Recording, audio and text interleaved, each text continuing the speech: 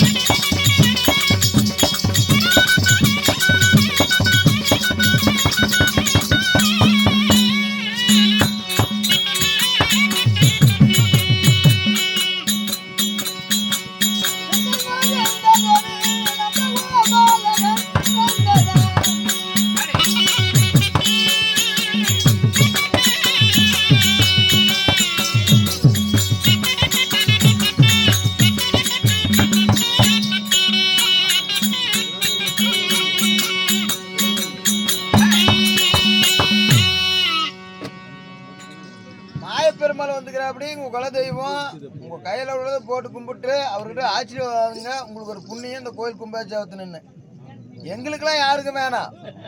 மாய பெருமாளுக்காக மனுஷரை கல்லான்னு நினைச்சு கல்லன்னு கும்பிடாதான் சாமி. ஒரு கல்லே வைக்கிறோம், அந்த கல்லு சாமின்னு கும்பிடாதான் சாமி கடவுள், இல்லைன்னா அது கல்லுன்னு தான் தூக்கி போட்டு வரும். மனுஷரு தான் மாய பெருமாள் வேஷம் போட்டு வந்துக்கிறாரு. உங்க மனுஷில உள்ளதை குத்தி விட்டு கும்பிடுங்க, உங்களுக்கு நிச்சயமா எதா இருந்தாலும் அருள் கிடைக்கும். தெய்வீகமான சபை.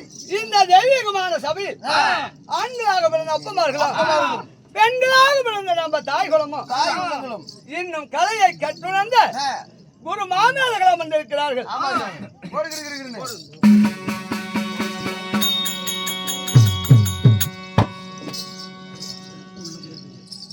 கற்றது கைமண் அளவு, கலகாதது உலக அளவு. கலைவாணியை படிக்கிறார் என்று போட்டு சொல்லுகிறது. அப்படி இருப்பினும் மாய பெருமாள், அதாவது மகா கும்பாபிஷேக திருநாளை முன்வைத்து செட்டியார் வம்சத்தை சேர்ந்தவர்கள் இன்று நாடகம் வைத்துள்ளார்கள். ஆமா சாமி. என்ன நாடகம்? இன்று வைத்துள்ள நாடகம் நாகார்ஜுனன் சண்டை, இல்லையோ நல்லரவான் பிறப்பு, இல்லையோ அர்ஜுனன் காசி யாத்திரை, உளிவி திருமணம். எத்தனை பேர் வச்சு? பல பேர் உண்டு. உளிவி திருமணம், இல்லை நான் நல்லவன் பிறப்பு. பிறப்பு என்னும் நாடகத்தை ஏற்றில் உள்ளதை நாட்டில் உண்மை செய்கிறோம். ஆமா சாமி. கட்டது கைமண் அளவு, ஆமா. கலகாத உலகளவு. தலைவன் படிக்கிறாள் என்று போட்டு சொல்லுகிறது.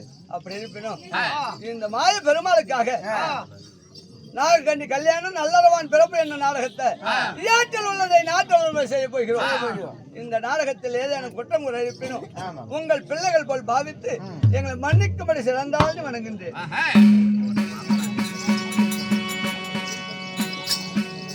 அப்படி இருந்தாலும் அதாவது நாகக்கண்ணி கல்யாணம் நல்லறவான் பிறப்பு என்ன நாடகத்துல நான் யாராக வந்துள்ளேன்? நீ யாராந்துட்டு போ, கொள்ளக்கார மூத்திரத்துக்கு போயிட்டாரு. என் பலம் தெரியாது விளையாடுற நீ. உன் பழத்தை பார்த்து நான் கரையன்னு உக்காந்து ஒண்ணு கொடுக்கும்போது உன் மூஞ்சி அப்படித்தான் கரையன்னு தான் எனக்கு இது வேணுமே. செவப்பா மின்றம் திருப்பி வச்சுரு. அங்க பாரு நாமத்து போட்டு கரையன்னு என்ன ரொம்ப கலரா இருக்கிற.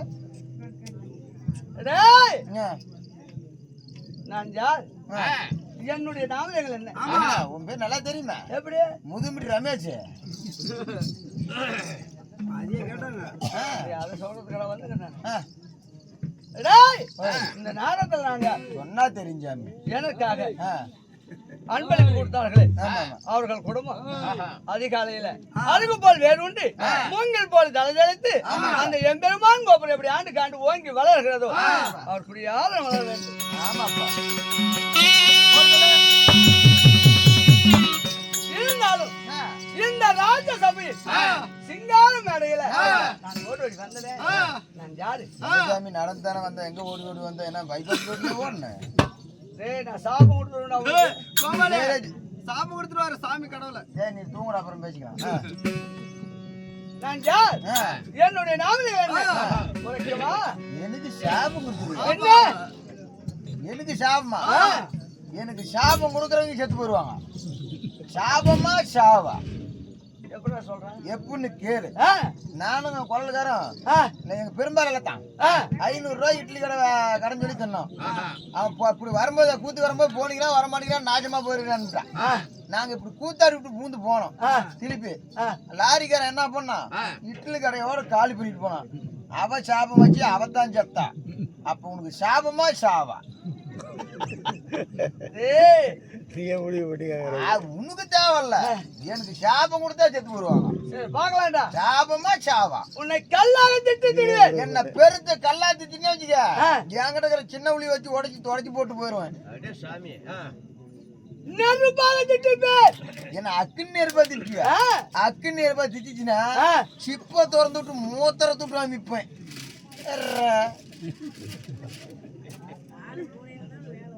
வேலை பாத்தியா? நாளைக்கு வேலை நடக்குது சாமி. எக்கா அந்த ஒண்ணு பயண்டா நடக்குது. நல்லா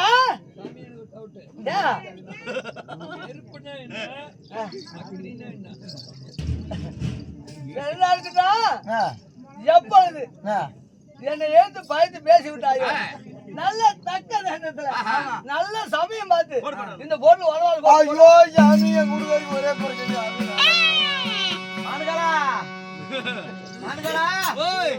பிள்ளை கண்டுபிடிக்கிறேன். பிள்ளை கண்டுபிடிச்ச புலவரேன். நான் அத்திரிண்ணே.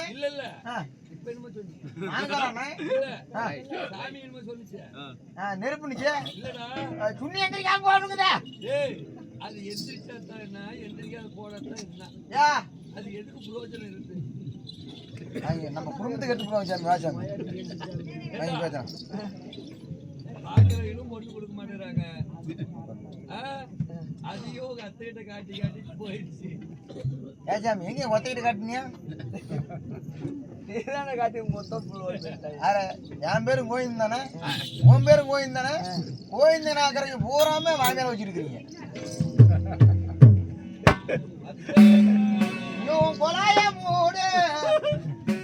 நீ சொல்லி சாமி குடும்பத்துக்கு எடுத்து போவாங்க.